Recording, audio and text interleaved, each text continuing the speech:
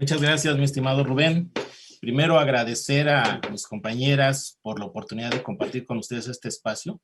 Entonces, es un privilegio para mí y obviamente también al doctor Santiago Nieto por poder compartir con él este espacio.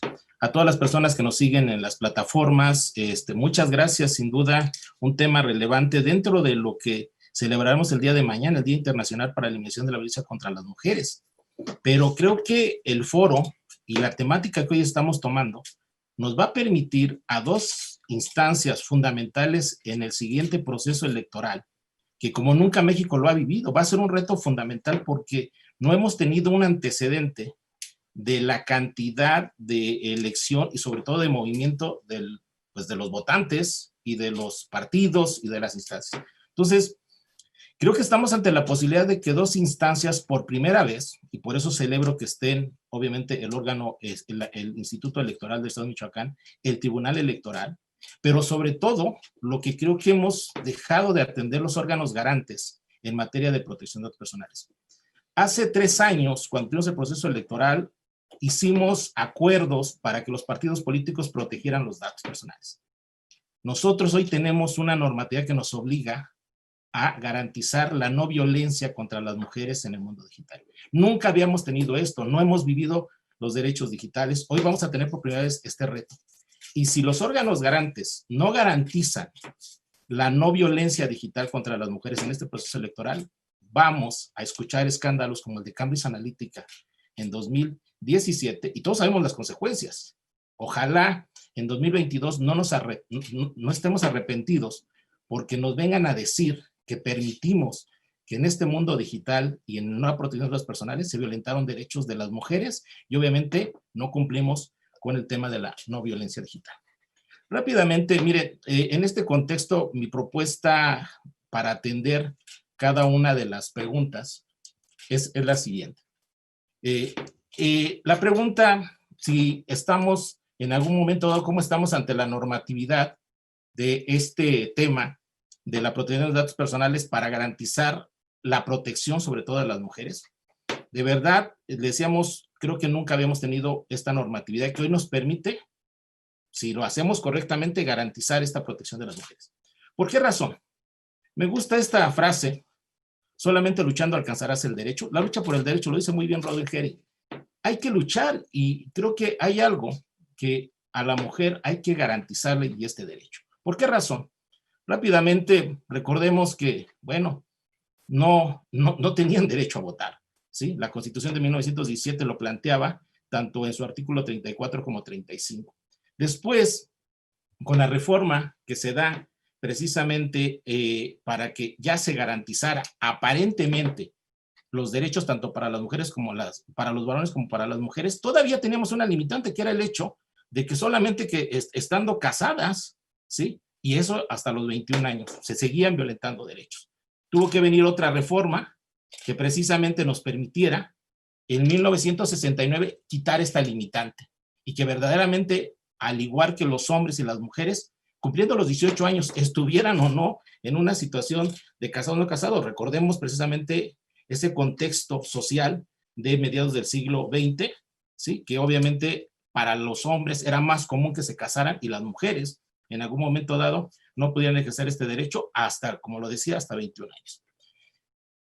Y por eso cuando retomamos y recordemos esa reforma tan, pues digamos, sonada del 10 de febrero de 2014, hablamos de una reforma político-electoral, diferentes elementos, pero creo que lo que nos compete para este foro es sin duda lo que se vivió y que nos, fíjense nada más lo que decía en materia de derechos para las mujeres. Garantizar la paridad. Estamos hablando de 2014 y yo al menos en las últimas 4 legislaturas que estoy revisando, tanto del Congreso de la Unión como por ejemplo en el Estado de México, esta paridad de género, aunque se ha reducido el margen, seguimos debiéndoles porque hoy todavía no es una realidad que las mujeres en algunas cámaras sean mayoría con respecto a los hombres. Eso creo que nos deja ver lo que nos falta para hacer cumplir esa finalidad que tenía la reforma del 2014. ¿Por qué razón? Porque hoy todos tomamos con ese ímpetu esta famosa reforma del 13 de abril del presente año, donde la ley general, hablamos de una ley general de acceso a las mujeres a una vida de violencia y hablamos de otros ordenamientos que se vieron modificados precisamente por esta modificación a la ley general de las mujeres a una vida libre de violencia. ¿Qué nos planteaba esta reforma? Sin duda, retos fundamentales. Primero, hablar de lo que es una realidad. Hay violencia contra las mujeres. Y no es que sea un grupo vulnerable, estamos vulnerando sus derechos. Y es ahí donde viene el reto que tenemos todas las instancias, llámense electorales o llámense de protección de datos personales.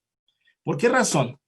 Porque esta reforma, lo único que vino a incorporar dentro de la Ley General de Acceso de las Mujeres a una Vida Libre de Violencia fue su famoso título cuarto, bis, y estos dos artículos.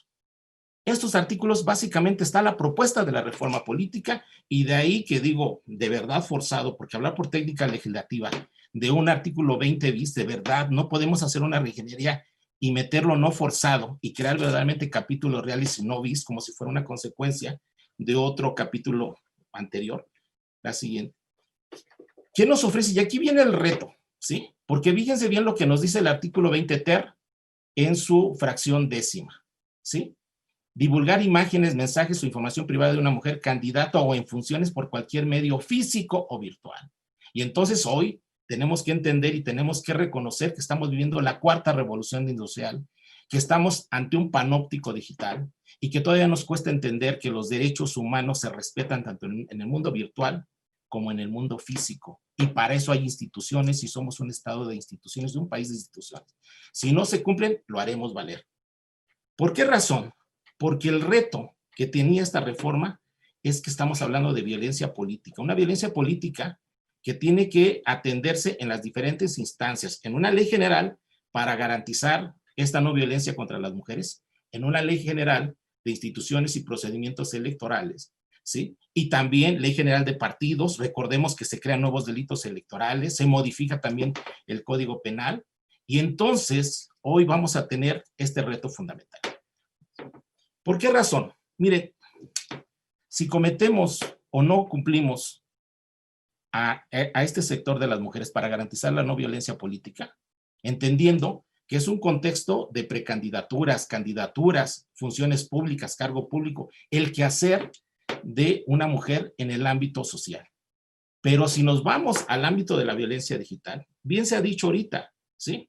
Hemos pugnado por llamar esta famosa ley Olimpia, que como tal no es una ley Olimpia. Bien lo dijo Olimpia en su momento, que en 2014 era una propuesta de ley, donde estaba claramente establecida toda la política pública para poder abatir lo que en su momento ella estaba demandando. ¿Qué estaba demandando? Pues que se atendiera una situación que en particular le había afectado a ella y que era que se habían divulgado imágenes, ¿sí? Y videos íntimas de ella con su pareja. Y esto llevó a que, como ha sido práctica en nuestro país, esperemos que haya una víctima y nos vayamos para lo más fácil, que es modifiquemos el Código Penal. Son 25 entidades federativas que no crearon una ley, modificaron el Código Penal de sus diferentes entidades. Lo que acabamos de escuchar que se está discutiendo tanto en la Cámara de Senadores, que ya se aprobó y se regresó a la Cámara de Origen, que es la Cámara de Diputados, es una modificación al Código Penal, donde estamos hablando de una sanción que va desde los 4 años y en los estados que se atrevieron a ir más hasta 8 años. ¿Qué grave va a ser? ¿Qué grave va a ser si en los próximos años estas personas que hoy se atreven a denunciar esta violencia política que tienen con ellos en el mundo digital y que ya son expuestas, que son identificadas y que el Estado no les garantice justicia? Entonces vamos a tener una doble victimización, tanto del victimario y como de las instituciones. La oportunidad la tenemos más que preparada.